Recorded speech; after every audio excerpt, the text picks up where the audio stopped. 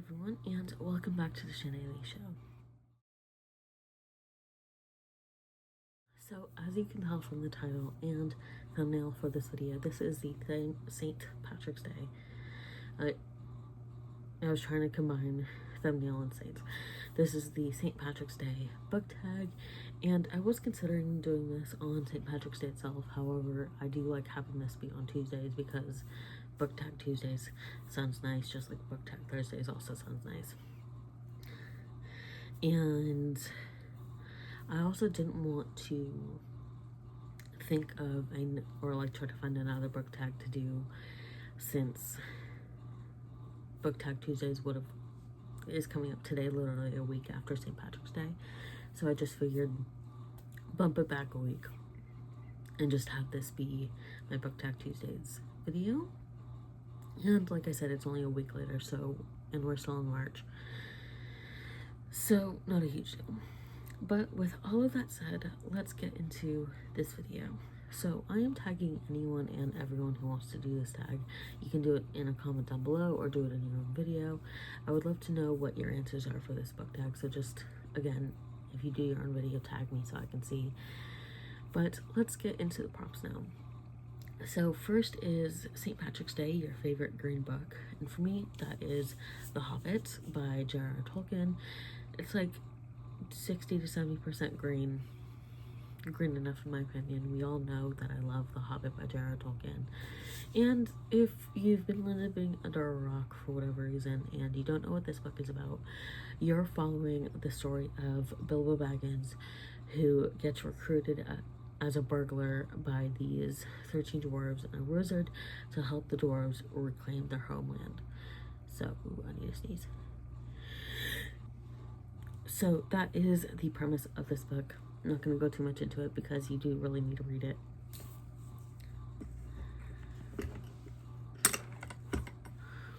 So next up is Corned Beef and Cabbage, a book that made you hungry.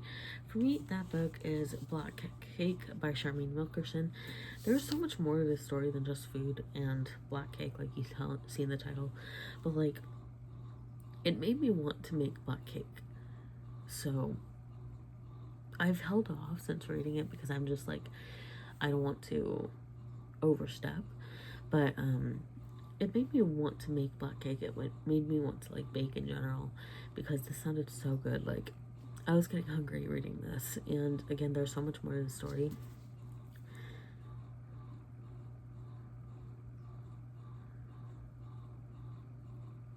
But essentially, you are following these two siblings after their mother's death, and they're trying to figure out who their mother was, what her history was, what led her to where she was before she died, before she passed away.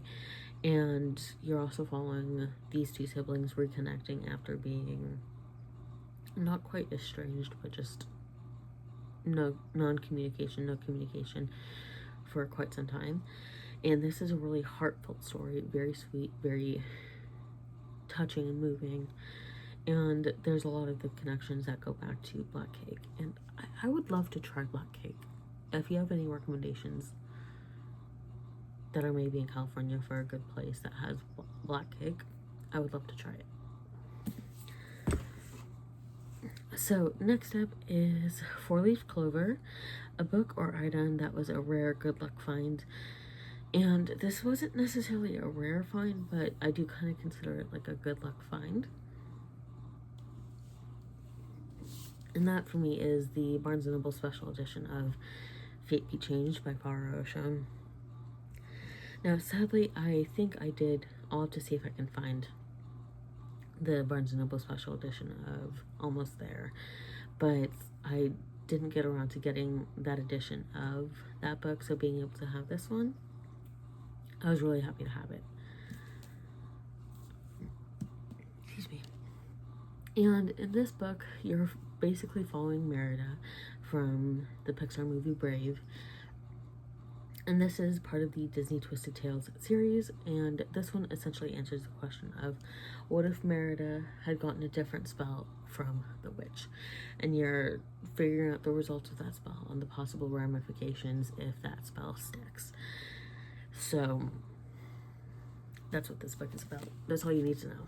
Because honestly, I think these descriptions give a little bit too much as to what goes down in the plotline, which always bums me out a little bit, but at this point, don't read the description of the book.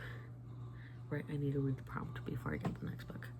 So the next prompt is Irish Whiskey, a book so bad you need a drink to get over it.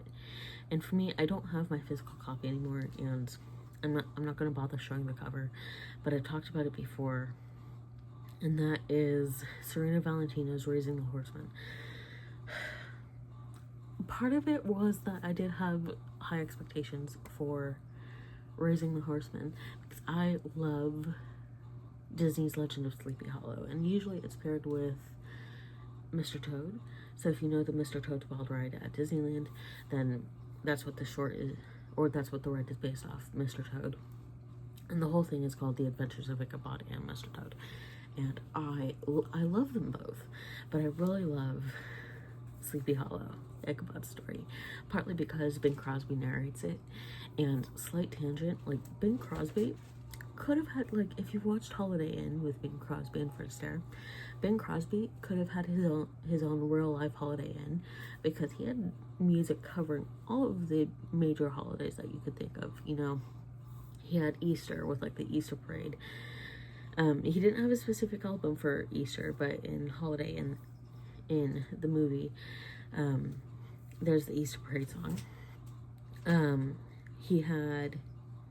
He obviously has all of his Christmas albums. He has a Valentine's Day album. He has a St. Patrick's Day album. Funny how it tied in a little bit. But he had the St. Patrick's Day album, and he has Halloween covered with Sleepy Hollow and narrating that and singing the music for it.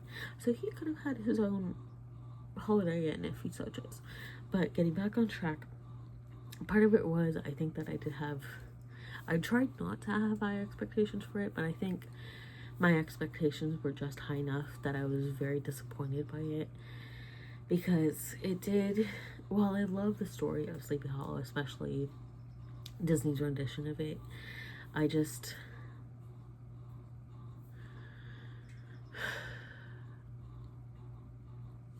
like the book Raising the Horseman, like, you're following some of the plot line from the original story, like Sleepy Hollow, and then you're also following the more modern time plot line. It's not quite modern time, but the slightly more modern timeline with some of the descendants of the main characters.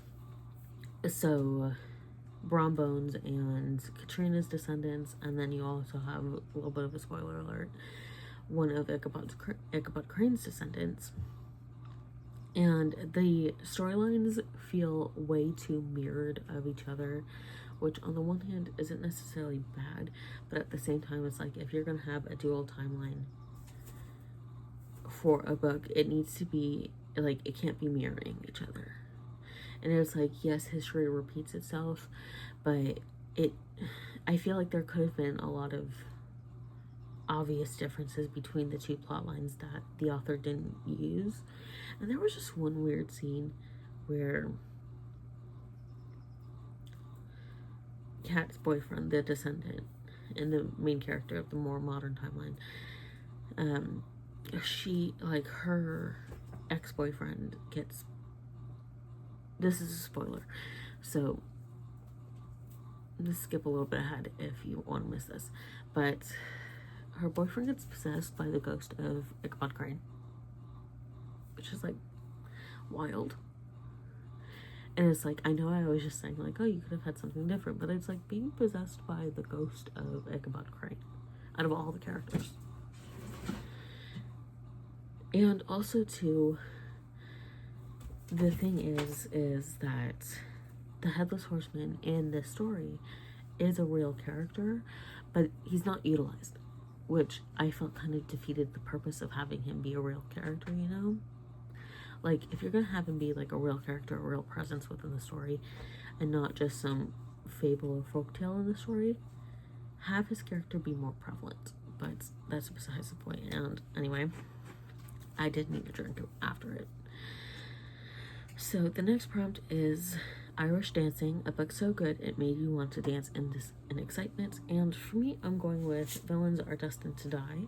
And I have volume 1 packed away, so I'm just showing volume 2. This and The Perks of Being an S-Class Heroine, which is also packed away. I read these after Expo 2024 last year, and I fell in love with the stories. And it just, like, they made me so happy, and like, I haven't felt that way about a book or a series in a while, so I'm really happy I found these 2 series. But Villains Are Destined to Die is my answer for this prompt. So the next book is, or the next prompt is Ireland, a book that made you want to travel to another country. There are so many books, like literally every book that I read that's set in our world makes me want to travel to another country. And plus too, with today's political climate, I do just want to go somewhere else, but it is what it is right now. So I did kind of narrow it down to 1 book, and for me that is Shadow of the Gods by John Gwynne. And this just made me want to go to like all the Nordic countries just in general. Like, I've always wanted to go to Ireland, which is why I kind of just, I didn't avoid books that were set in Ireland. I also want to go to Scotland, but I already said a book based on Brave. And it's just like, this is a recent book that I've loved, and it really made me want to go to the Nordic countries. So we're going with Shadow of the Gods. And I realized I didn't give a description for Villains Are Destined to Die. Anyway, look it up, plus that's volume 2, so I'm not going to talk too much about it. So in this book, in Shadow of the Gods, you are following 3 different main characters, 3 different warriors, and they're all on the path to a possible big war. I don't want to give too much about it because I'm reading book 2, and I feel like I'll explain too much about book 2. So there's that. And then the last prompt is the pub, a meeting place in a book you would love to go to. And for me, it's just any of the meeting places in Natasha Lester's books. I'm just going with Astrid Burkhard again, any of the meeting places here, because it would be perfect. I would love to just be a fly on the wall in their meeting places. I love this book so much. And in this book, let me double check.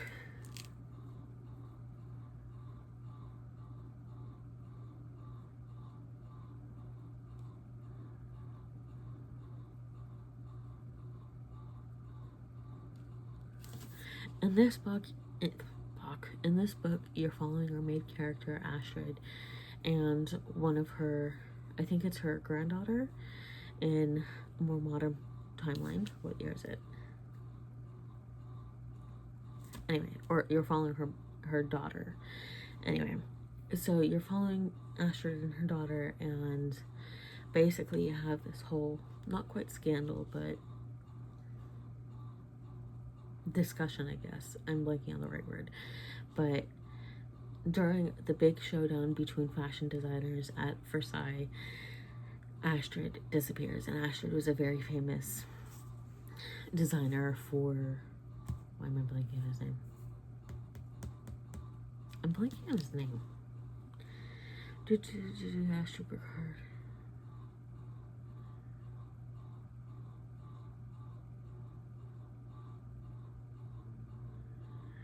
Oh yeah, so it's Astrid's mother was the infamous muse for Christian Dior, and so Astrid's trying to live up to that legacy. That's who I was thinking of. So you're basically following Astrid and then her daughter, and you also have the legacy of Misa Burkhard, Astrid's mother. So there's that story. I don't want to give too much away because there is a lot of mystery to this book that I feel like you just need to read.